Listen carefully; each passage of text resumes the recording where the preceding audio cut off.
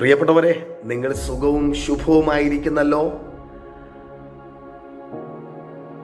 ഇന്ന് പ്രഭാതത്തിൽ ദൈവം എനിക്ക് നൽകിയ വചനം ഇതാണ്: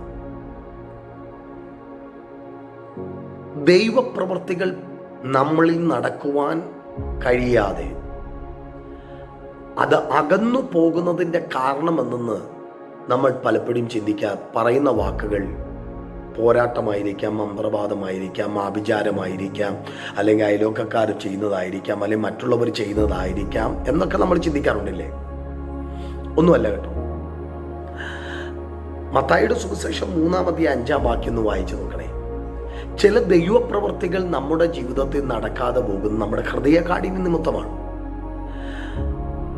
നിങ്ങളുടെ ബന്ധുക്കാരോട്, ചർച്ചക്കാരോട്, അയൽവാസികളോട്, സമൂഹത്തോട്, പാസ്റ്റർമാരോട്, വിശ്വാസികളോട്, പ്രസ്ഥാനങ്ങളോട് ഉള്ള നമ്മുടെ ഹൃദയ കാഠിന്യങ്ങളാണ് ദൈവപ്രവൃത്തി നടക്കുവാൻ കഴിയാതെ അകന്നു പോകുന്നു.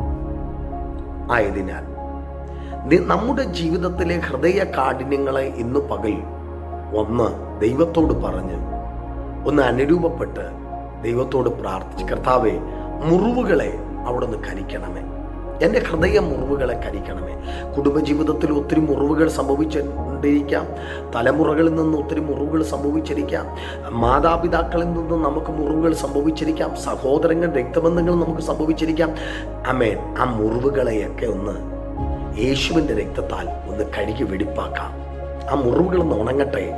ഹൃദയത്തിൻ്റെ അകത്തെ കാഠിന്യതകൾ ഒന്ന് മാറട്ടെ. ഹൃദയ കാഠിന്യ നിമിത്തം നമ്മുടെ വാഗ്ദത്തങ്ങൾ, പ്രവചനങ്ങൾ, ദൈവം നൽകിയ അരുളപ്പാടുകൾ, ദർശനങ്ങൾ പലതും അടഞ്ഞുപോയില്ലേ? ഇന്ന് പകൽ ദൈവത്തോട് പറഞ്ഞ് നമുക്ക് തിരികെ കയറി വരാം. കർത്താവിന് വേണ്ടി എഴുന്നേൽക്കാം. കർത്താവിന് വേണ്ടി ശോഭയുള്ള ഒരു വിളക്കായി നമുക്ക് ഉപയോഗിക്കപ്പെടാം.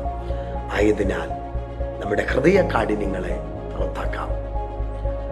വചനത്തിൽ ഇങ്ങനെ വാക്യമുണ്ട്: നിങ്ങളുടെ ഹൃദയ കാഠിന്യ നിമിത്തം യേശു അവരുടെ അവിശ്വാസത്തെയും ഹൃദയ കാഠിന്യത്തെയും പുറത്താക്കി. ഇന്ന് പകൽ യേശുവിൻ്റെ ഹൃദയ കാഠിന്യത്തെയും അവിശ്വാസത്തെയും പുറത്താക്കണമേ എന്ന് നമുക്ക് യേശുവിനോട് പ്രാർത്ഥിക്കാം. അത് മാറിയാൽ 100% വിടുതൽ ഉറപ്പാണ്. പിശാച് നമ്മുടെ ഹൃദയത്തിലിട്ടിരിക്കുന്ന ഹൃദയ കാഠിന്യങ്ങളെ എടുത്ത് നമുക്ക് ദൂരെ കളയാം, വിടുതലിനായി ഏൽപ്പിച്ചു കൊടുക്കാം. God bless you.